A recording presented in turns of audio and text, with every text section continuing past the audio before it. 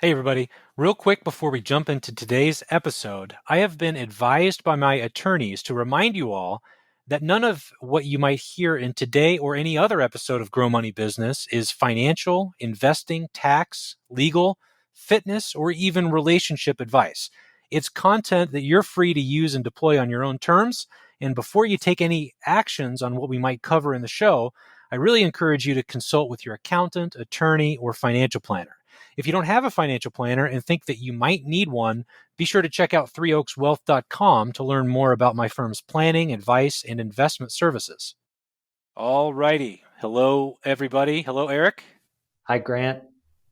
My guest on the podcast today is Erik Kroll. Erik is a financial planner like myself and has a specialty in helping people who have student loans but are not necessarily coming right out of college, people who are over 50 specifically with student loans. This is actually take two. Erik and I were just talking for a minute or two and had concerns about whether it was capturing his audio. So we've rehearsed this part a little bit. And before I bore you all any more with this nonsense, Erik, why don't you tell us a little bit about yourself and what you do professionally? Sure. So first, thank you again for having me on here. I'm a financial planner. I started my own financial planning practice a while ago, but then started seeing uh, more clients come in that have these large student loan balances, but they're also um, getting closer to retirement, 50 and older.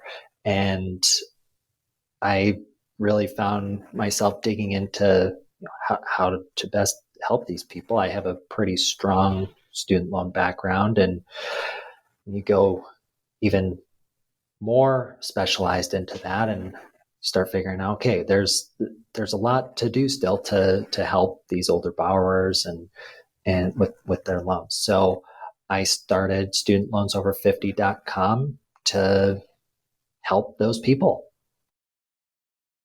This is a really cool thing from my perspective because student and Erik brought to my attention a minute or two ago in the portion that we didn't capture that we had a podcast episode here a few weeks back talking about student loans. And when we work with people who have student loans in the financial planning practice, from my perspective, typically it's people who are getting out of school, younger 30s and 40s. And usually the trajectory is to extinguish that debt as quickly as you can, either by paying it off, by having it forgiven, maybe utilizing one of the income-driven repayment options if you have federal student loans. And that stuff is totally different strategy than what to do if you're trying to balance retirement at the same time that you're trying to pay down your student loans. So you have a really unique perspective on this, Erik. What about having student loans when you're over 50 specifically is uh, different than the way we usually interpret this? Sure. So, uh, one of the big differences is that when you are fresh out of school as a young professional in your career, you have a long time horizon, 30, 40 years in your working years to pay off your loans, get your finances figured out, and get yourself to retirement or whatever it is that you want to do. But when you're 50 and you have a large student loan balance, retirement is getting a lot closer. Your time horizon is a lot shorter. So then you have to make some decisions. Do you focus on paying off your debt? Do you focus on saving for retirement, knowing that you don't have as much time for your investments or savings to compound until retirement? So uh, the big difference is time horizon, and that makes the planning very critical for what you do with your student loans. So give us some examples here. Let's say you just turned 50, you're trying to retire in, let's call it 15 years, the pervasive age 65 that the Sure. average person wants to stop working. You have a bunch of student loans and you're trying to balance, where do I stick my cash? Do I save for retirement or do I pay down my loans? how do you prioritize that? How do you think about it? So my thought is when you have a high balance, and I guess we should probably define what a high balance is. It's all going to be fairly relative to your income. Some people might say 20,000 is really high, but other people might say 100,000 or 200,000 is really high.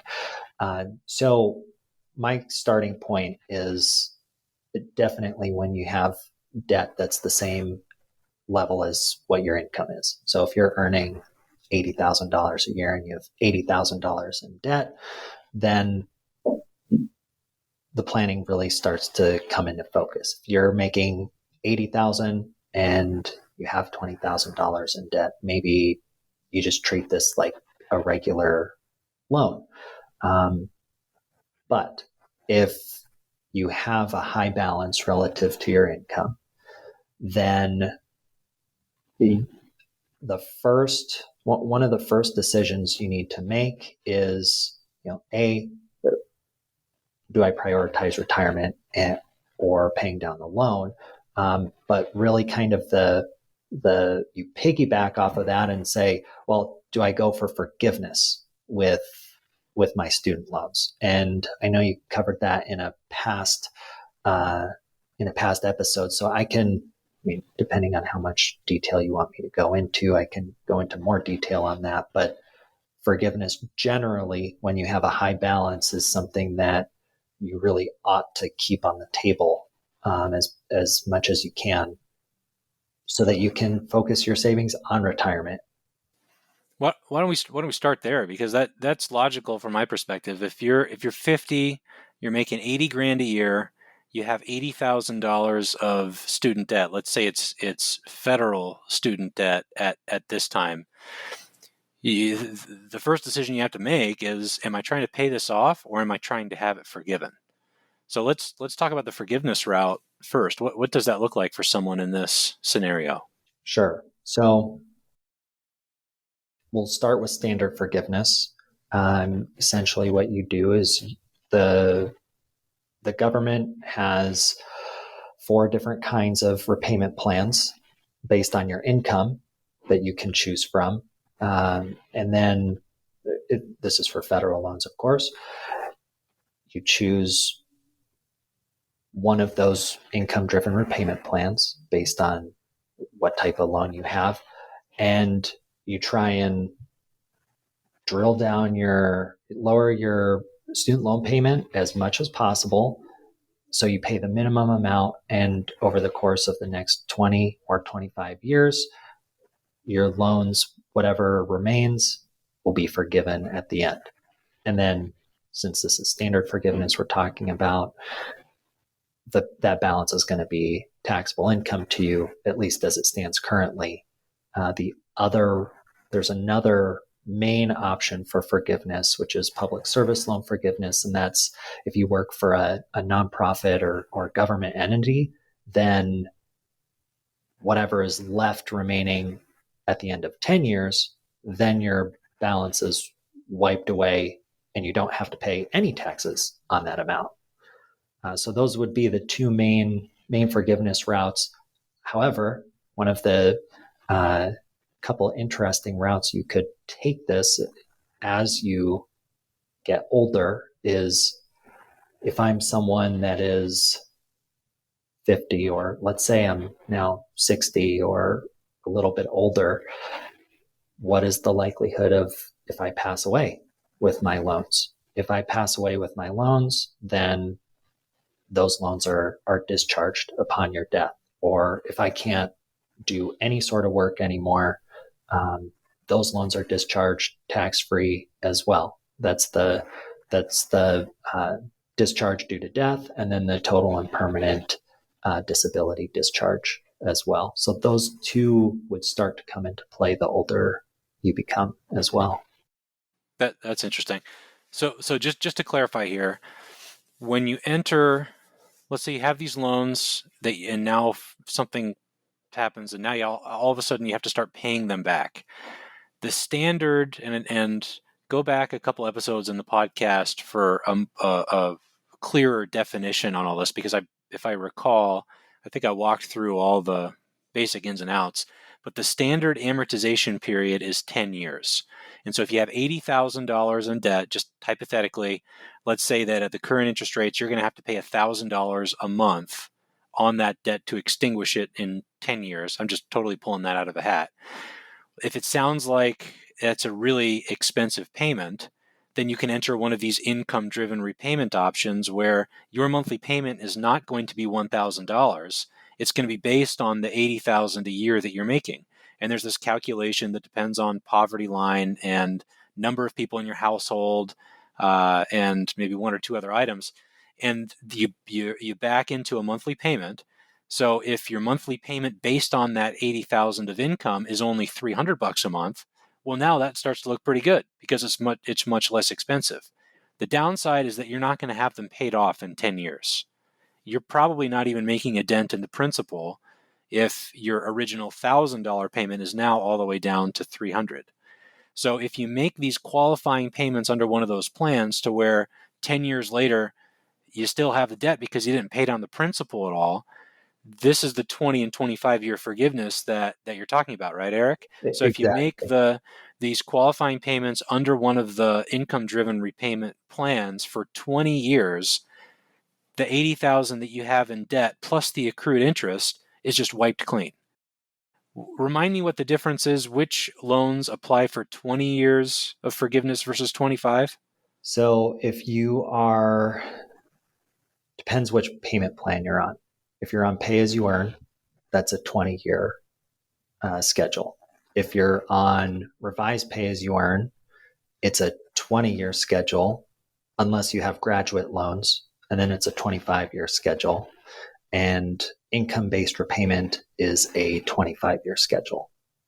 Got it. There's that fourth one that I think you and I both kind of despise, the income contingent repayment, and I try and steer clear from it. Pretty sure, I'm almost positive it's a 25-year repayment schedule for that as well.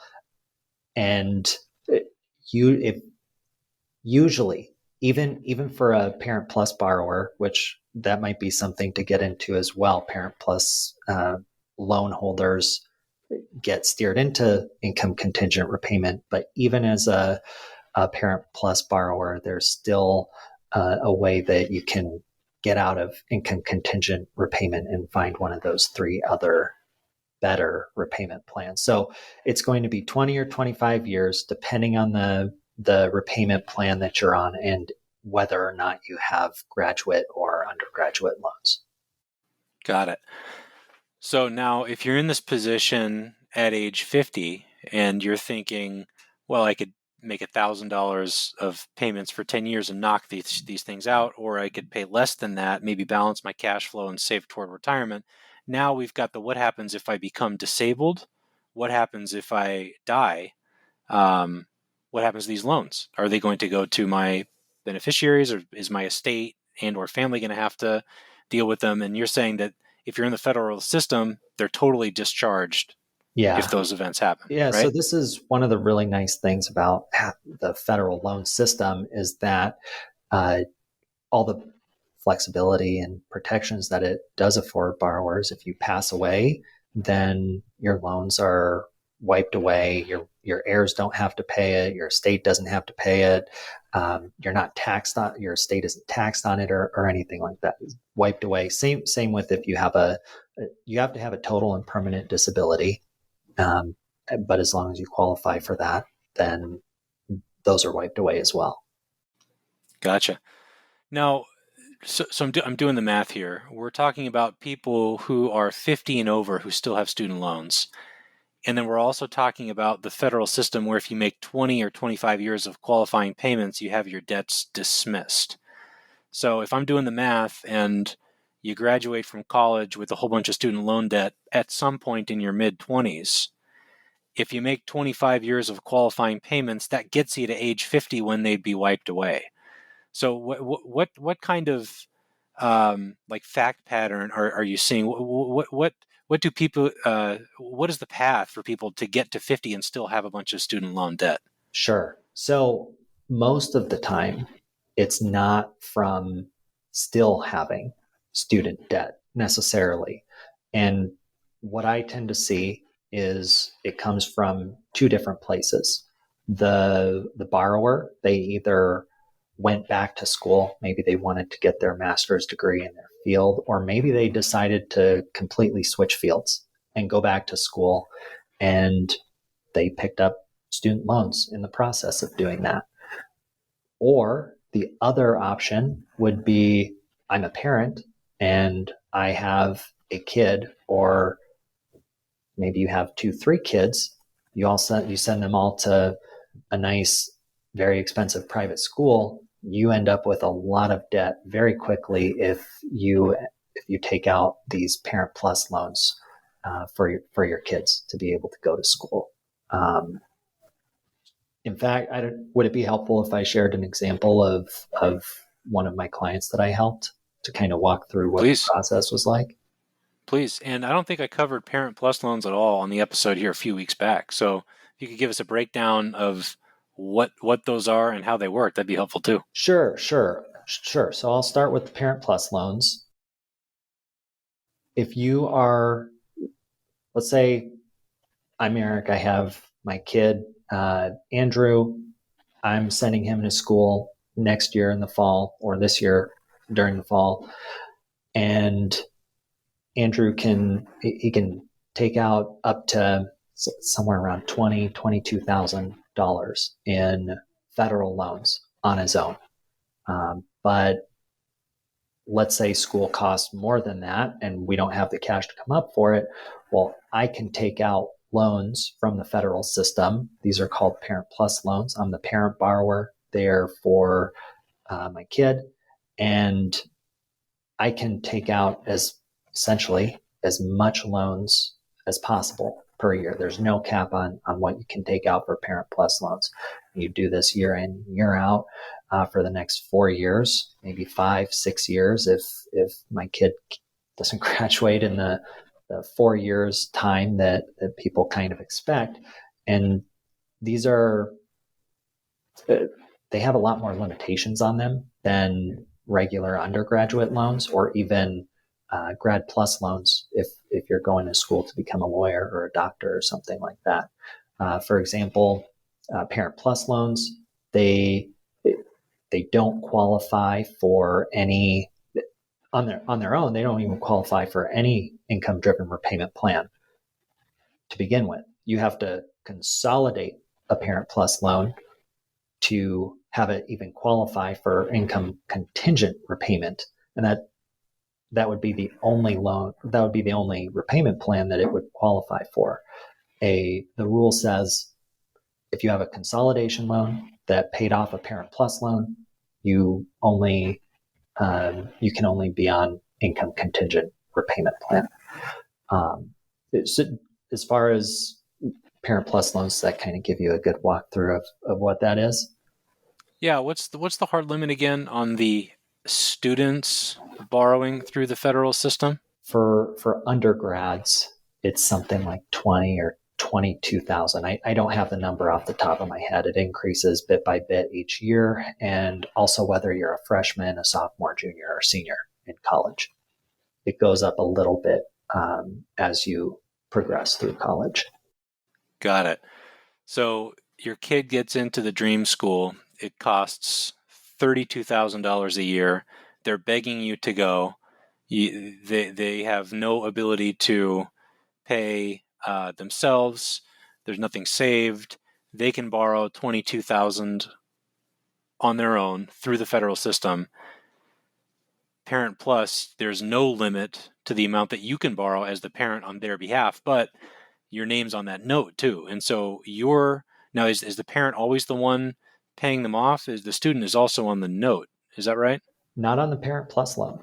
It's just the parents. I didn't realize that. Just the parent. It is just the parent's responsibility. Now, most of the time, what I see is the parent has a agreement with the kid, and vice versa, that the kid pays the parent back. And once the kid graduates from college, then they can refinance that Parent Plus loan into kids into the child's name. So then the child becomes legally on the hook for it as well. But technically, the Parent Plus loan is the parent's responsibility to pay off, not at all the kid. The There is a flip side to that is if you don't take out a Parent Plus loan, you can take out a private loan to fund your kid's college, and then maybe your kid's name is on the loan, but you're a co-signer on the loan. So kid graduates, they're responsible for the payment, but if something happens to them or they stop making payments, then you're now on the hook for making the payments. Right. And you forego the dischargeability upon death or disability, right? Absolutely. Yeah. Most private lenders will not put those clauses in the loans.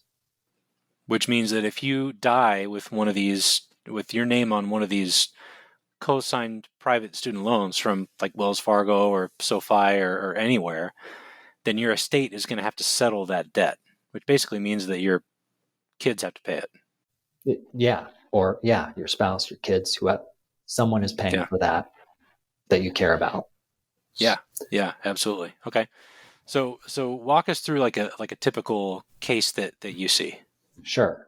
So, your example earlier, the 80,000 in student loan debt and $1,000 payment, it was actually really, really close. Client, there's a couple, they had 90,000 from putting their two kids through college. Their monthly payment amortized over a 10-year period was going to be $1,000 or $1,100 a month. They had decent savings, but not a lot in their mid 50s, 54, 55, both of them.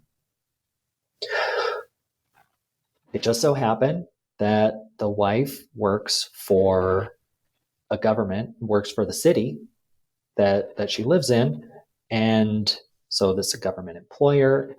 There's potential there to get her onto public service loan forgiveness. All right, sweet. Problem, she has Parent Plus loans. That means we have to do some steps to get those Parent Plus loans to not be Parent Plus loans. So you do round of consolidations to get those loans to not be, it's a consolidation loan that pays off a Parent Plus loan. But then the trick becomes you do 2 rounds of consolidation. I call it not just me, student loan nerds like myself call it the double consolidation process. You consolidate consolidate into 2 loans in round 1, and then when round 1 is done, then you consolidate those 2 loans into one final consolidation loan. So now, legally, you have a consolidation loan that paid off a consolidation loan that paid off a Parent Plus loan. And if the rules say only consolidation loans that pay off a Parent Plus loan qualify for income contingent repayment, well, that's one thing. But if you have a consolidation loan that paid off a consolidation loan that paid off a Parent Plus loan, well, now that final consolidation loan qualifies for pay as you earn, income-based repayment, revised pay as you earn. We don't have to worry about income contingent repayment. So even with income contingent repayment, it would have made sense for forgiveness, but we were able to, through a series of different strategies, we were able to knock down their $1,100 monthly payment to, we got it down to zero, actually. $0. And $0 monthly payments still count as a payment as long as you're working properly through the system. Yeah, I like it. Loopholes. Now you're speaking my language. It works. So I'm thinking of like an NCAA basketball tournament bracket in my head right now, and in my head, I'm saying, well, if we have 2 rounds of consolidation loans, is it true that you have to consolidate more than one loan into a new consolidation loan? And therefore, do you have to have 4 or more underlying Parent Plus loans before that works? Because then if you have 2 sets of 2 loans consolidated into 2 different consolidation loans, which then get wrapped into one consolidation loan, how does that work? Can Yeah, you do one to one? that gets tricky. For Parent Plus loan sake, you need at least 4 loans Got it. because Got it. So you do need consolidate you need at least 4 different Parent Plus loans. But in practice, that's really common, right? Because if you're sending your kids through college, you're probably taking out new loans each semester or each year, right? So Yeah, chances are you have at least that many. you'll likely have at least 4 per kid. Yeah. Okay. Now, so that's I didn't realize that you could. I had not heard of that loophole before. That's awesome.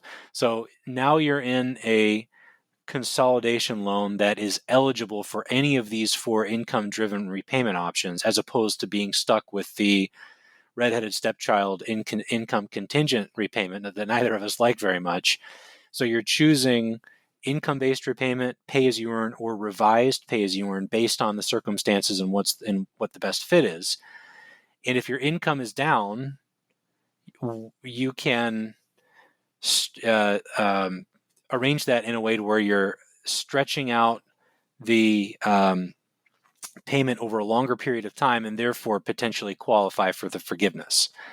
Now, thinking through it here, if another opportunity seems to me, and I can't remember if I mentioned this on the episode a few weeks ago or not, but one really common strategy here to minimize the monthly payments is to file your taxes separately in a household. Because if Yes. you have one spouse who's, even if both spouses are working, let's say you have one spouse who's the breadwinner, one who stays home and watches the kids, or it doesn't work at all. If you file your taxes separately, the spouse with the lower income is basically stripping the other spouse's income from that equation, which determines your monthly payment. So that's probably what you're getting at when you were saying $0 monthly payments still qualify, right? Yeah, yeah, exactly. They both make together. They make something like $90,000, but the husband makes most of that, and so we were able to just use the wife's income on the loans, and we were able to. I think you even mentioned this in the previous podcast about driving down your AGI.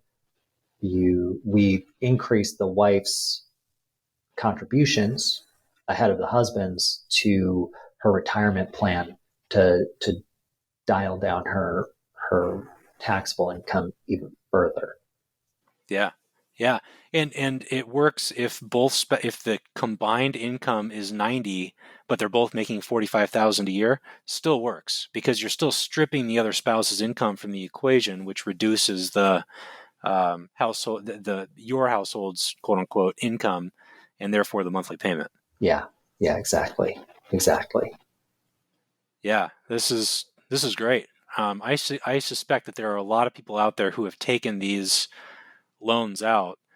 Every once in a while, we get someone with Parent Plus loans in our practice.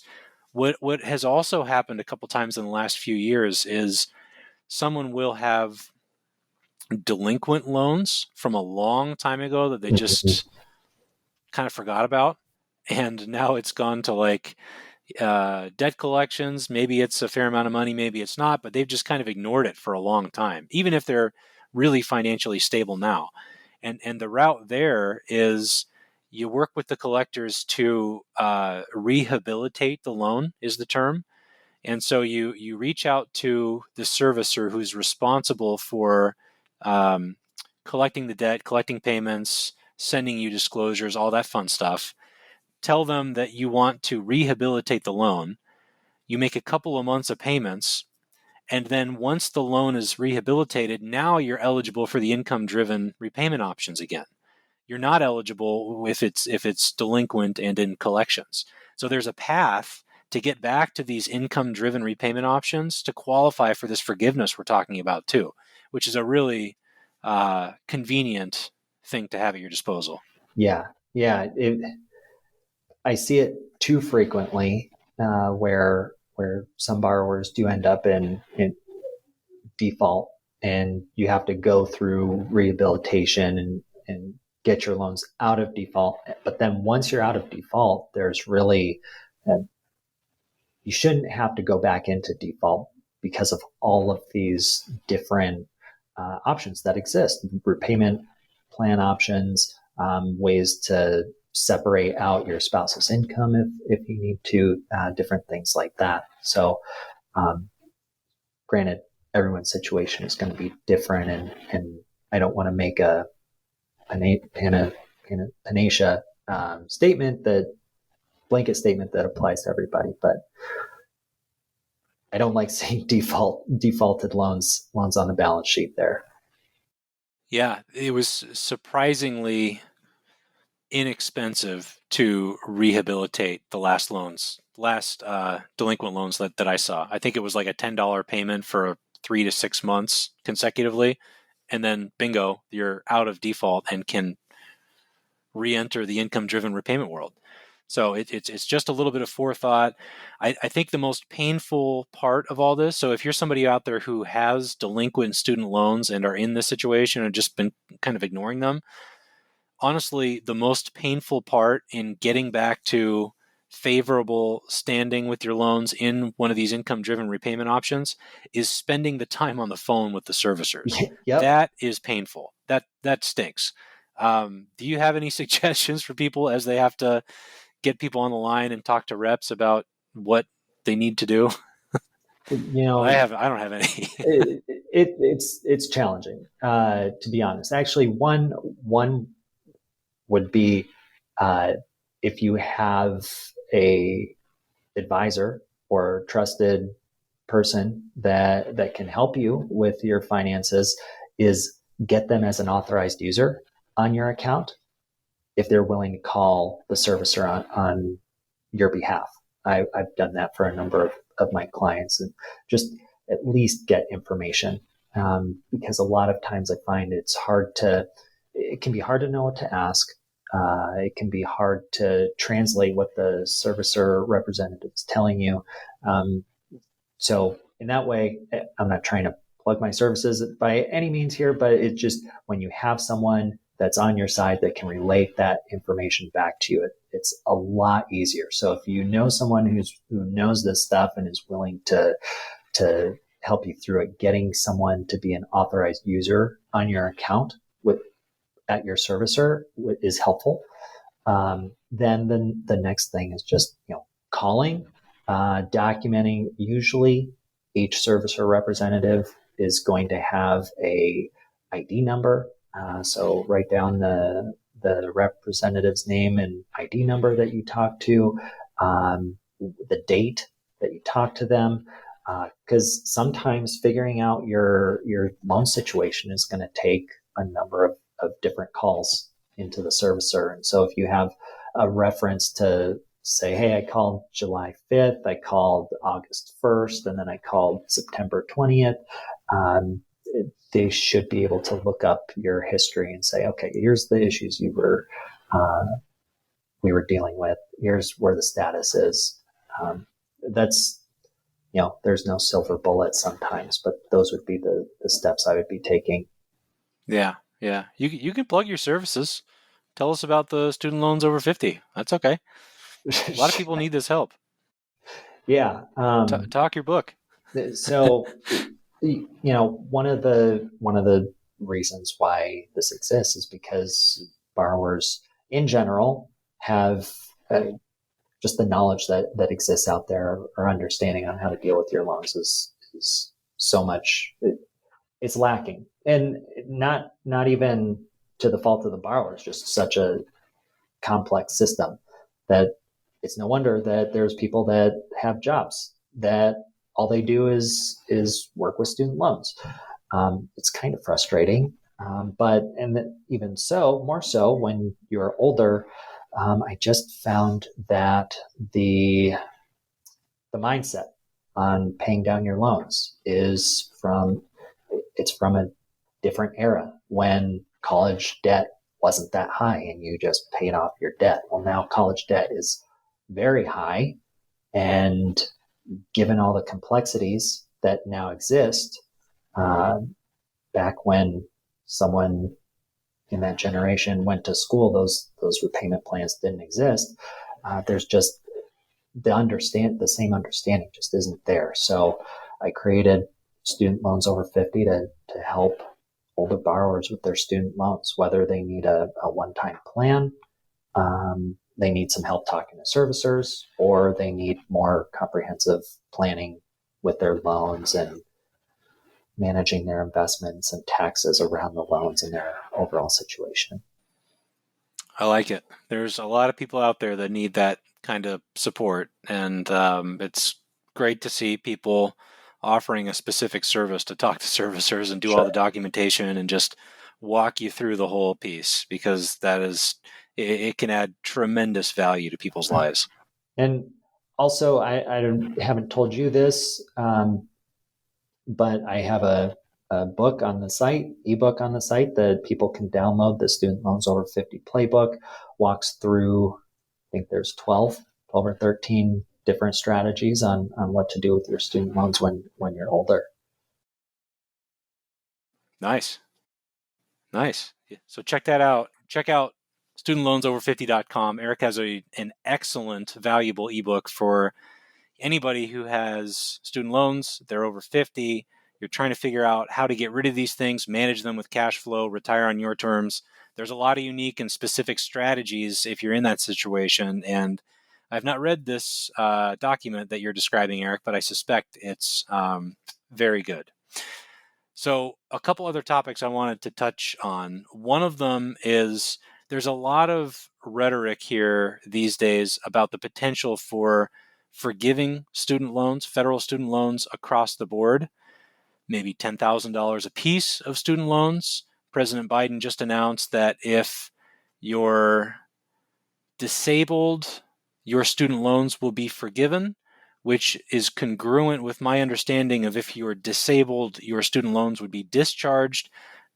Number one, what's the difference between our understanding of that discharge and what President Biden just announced? Okay, so yeah, frankly, and I might be just speaking out of turn here, but I don't see any real difference in those two. So my understanding of this is that Biden, the administration, just essentially fast-tracked what was a rule that was already in place to begin with. So for some context, you have the total and permanent disability discharge that exists if you're completely disabled, can't work any gainful employment for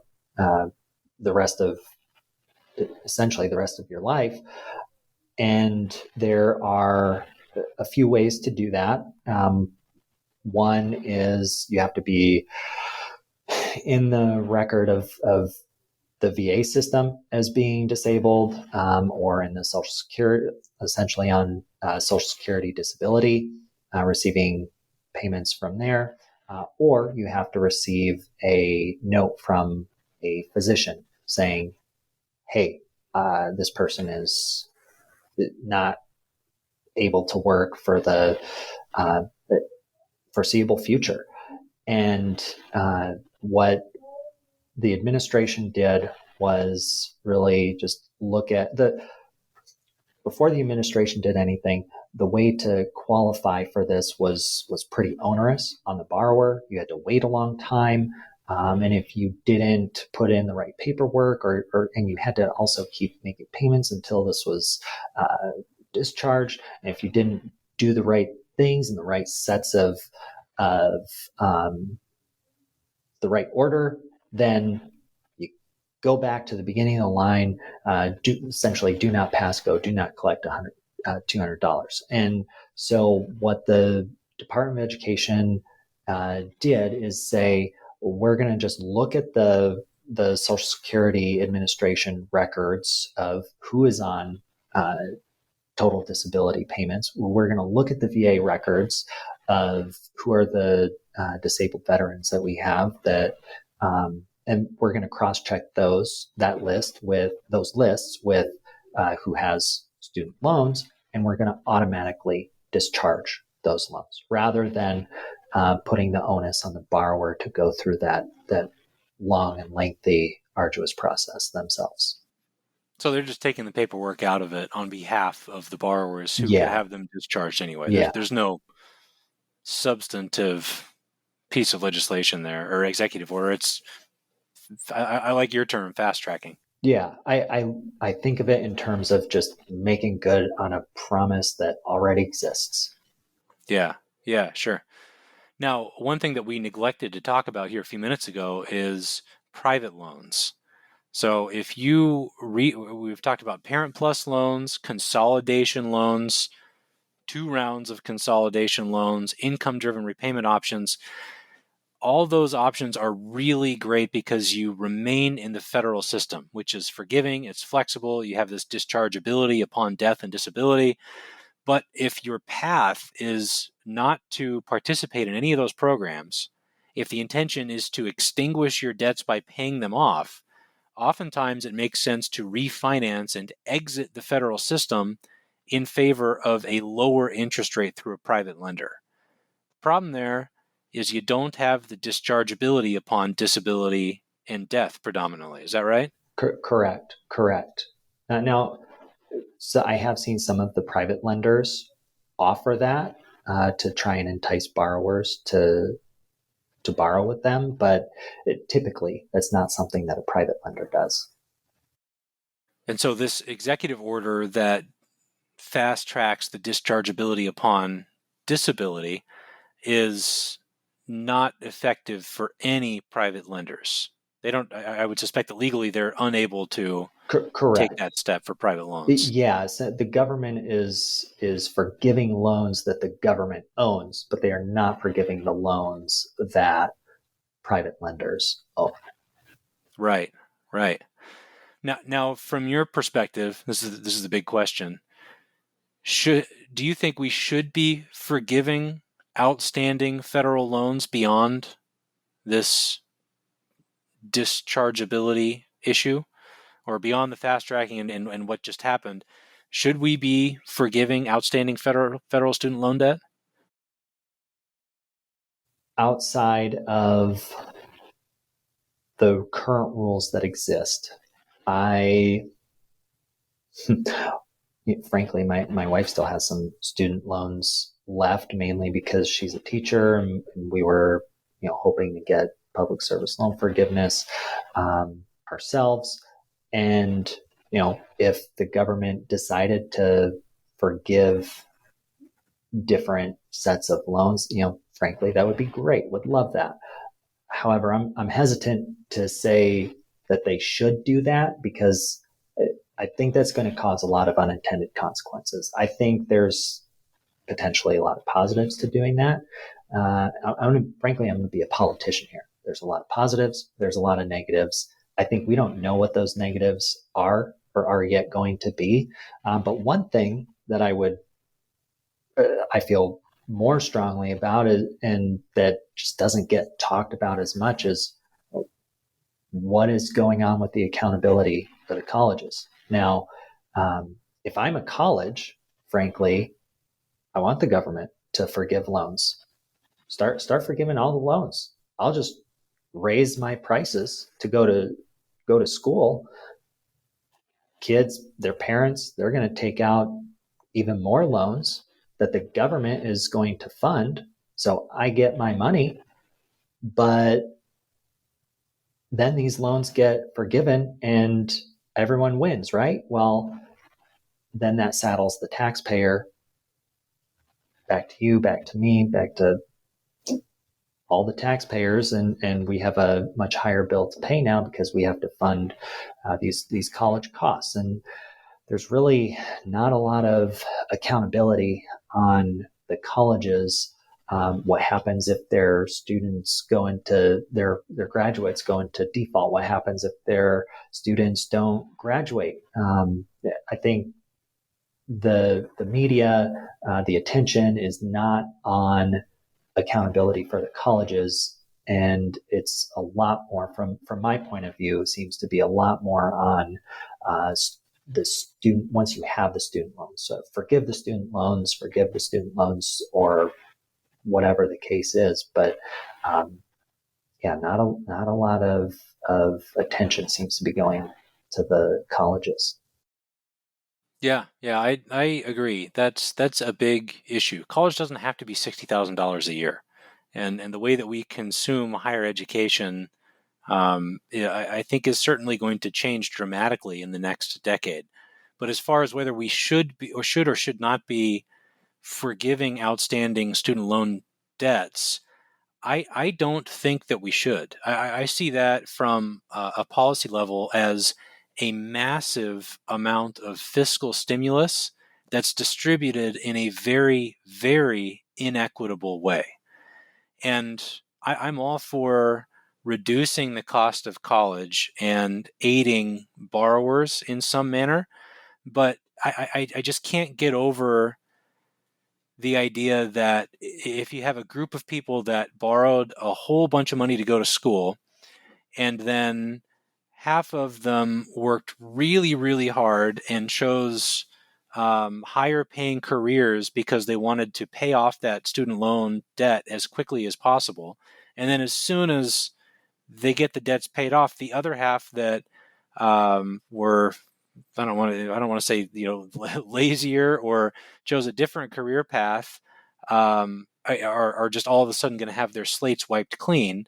It's an exceptionally inequitable way to distribute that amount of federal spending. There are better ways to do it, maybe through like a tax credit system that goes back a little ways so that the people who have already paid off their loans also benefit from it, or there are other ways to draw it up, but this is not the Sure. most direct solution in my mind. Sure. And yeah, the person who has worked really hard to make extra payments on their loans, and has paid off all their loans the day before um, there's a widespread forgiveness. That person that paid off their loans made sacrifices, and so how is it fair to that borrower? Frankly, it's not. It's not. Exactly. And the world's not fair. I don't mean to say that we all need to jump on the Sure. that we necessarily need to give everybody an equal outcome. We absolutely don't. But it doesn't seem like the best solution in my mind.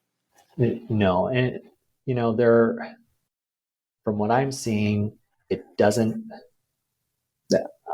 I'm going to be wrong. Could easily be wrong, um, but it does not seem that I wouldn't bet on forgiveness happening at this point of where we're at. I haven't seen it talked about as much in the current spending and budget bills that have been proposed. Um, you're certainly only going to get one side of the political aisle on board, and the other side is going to be completely against it. And right now, the Democrat Party, Democratic Party, there's frankly what I see other policy agendas that take higher priority on this anyway. So I don't know if this current round is we're going to see widespread forgiveness right now. You'll hear it talked about. I don't know if we'll see it. Yeah, yeah, yeah. And if it hasn't happened already, I would suspect that it's likely not as well, for Yeah, sure. yeah, Well, this has been great, Eric. Let's wrap it up. We covered a lot of ground today. Studentloansover50.com. What else? What have you we know missed? that we covered a lot. I would say, there's more in the book. Leave them hanging with a little teaser for the book. I like it. All right. Well, let's call it, my friend. Thanks for coming on. This is great. Thanks for having me, Grant. Have a good one. Thanks for tuning in to Grow Money Business, the podcast dedicated to helping business owners grow both their wealth and business on their own terms. Be sure to subscribe to the podcast on iTunes, Google Play, or wherever you digest podcasts to ensure you don't miss out on future episodes and announcements. And feel free to submit questions to growmoneybusiness.com.